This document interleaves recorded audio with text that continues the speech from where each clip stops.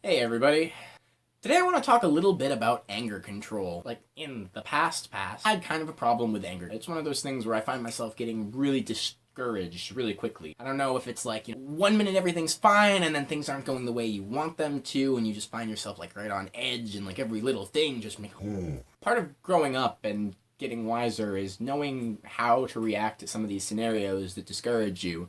And usually part of getting older and part of getting wiser is realizing that it doesn't help anybody to overreact to a scenario.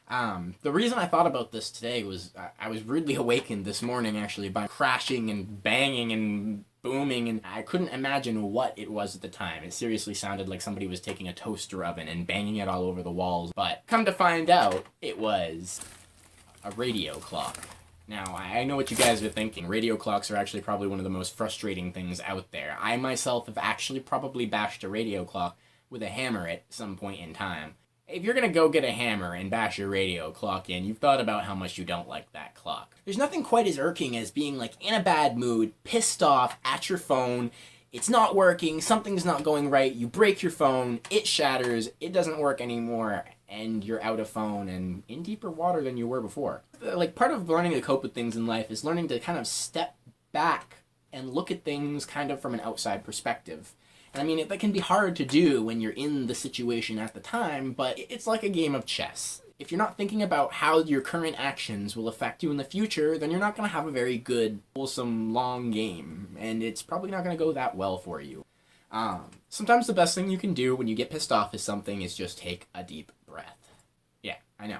It can be hard to... Taking a deep breath when you're freaking out at something can be hard to just... Recently I've been having troubles with my computer. I don't know if I have a virus or what, but I swear, I don't look up porn on my computer. Cell phones are for porn. But I mean, like, it's been running slow. The videos have been...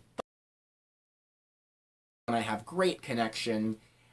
I'm sitting there waiting on something to load that shouldn't take more than 5 seconds. I want to open a folder on my desktop, and 5 minutes later I'm still waiting for a little green bar. And this is a new computer. Do I want to grab the keyboard and whip it around my head like a lasso and just start hucking people with it? Yes!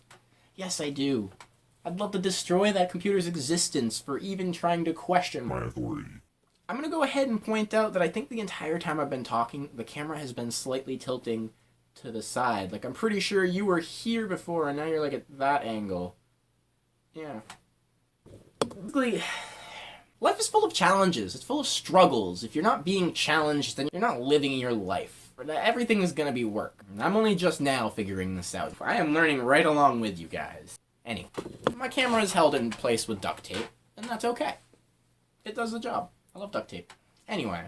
This was kind of just something that was on my mind, and I felt like I needed to share it with you fine folks on the internet.